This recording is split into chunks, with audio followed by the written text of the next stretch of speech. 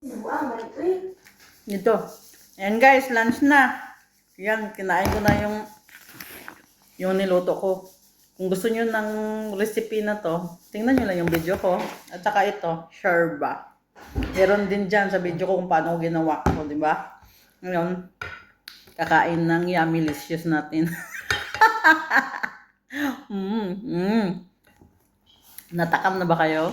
Kaya, dyan lang yung recipe ko sa video ko. Kunin nyo lang. Sundan. Yung yummy licious to na ko. O, diba?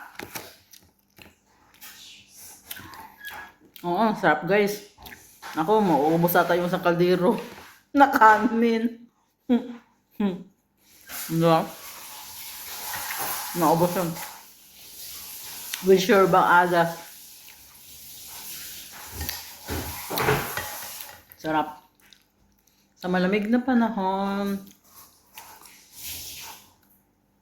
Ito yung sinasabi ko sa inyo guys na minsan ito lang talaga kainin nila. Masarap to with bread. Yung toast na bread, yung niluto ko rin na bread, ito toasted siya. Masarap yan. Masarap yung ito ganito.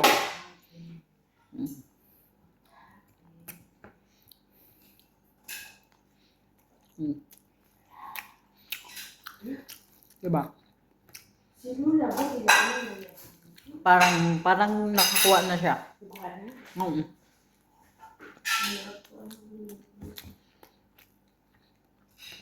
Diba? Na parang gusto kong ubusin yung kanin sa kaldero.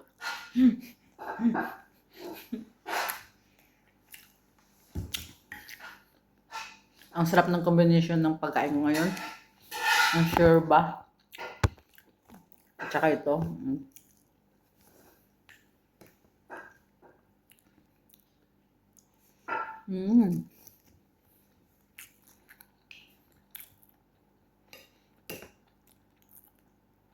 Sarap ng tuna sisig. Sana naging pork ito.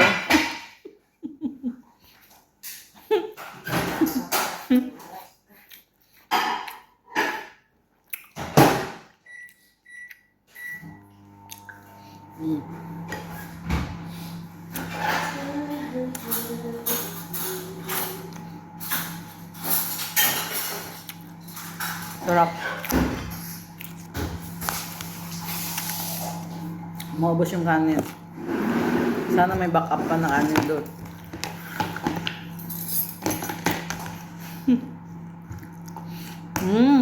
Sarap ng salad na ganyan. Ito lang pang laban ko sa mga karne-karne. Oo, no. Wala akong pickles. No, basta masarap talaga pag may karne, may salad. Kasi naano niya yung lasa sa karne. Pag wala akong pickles, hindi ako makabili ng pickles.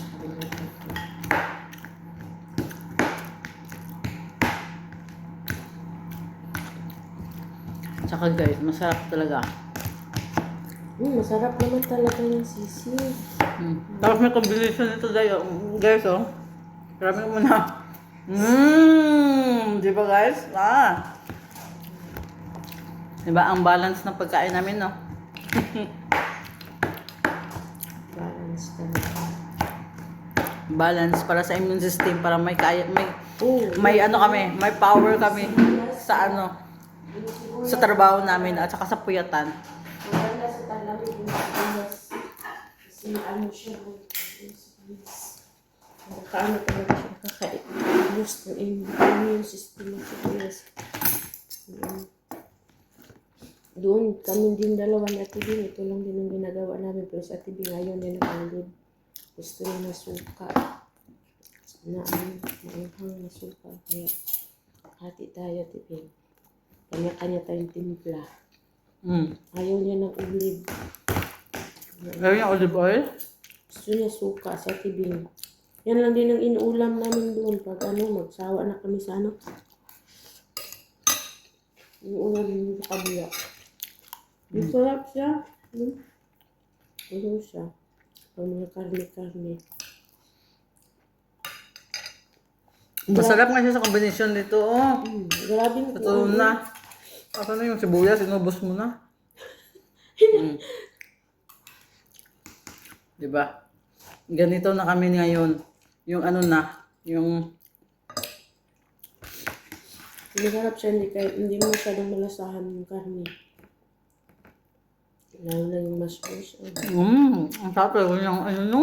Sibuyas. Yung sibuyas, basta i-combine mo siya May sa pepino at saka sa kamatis.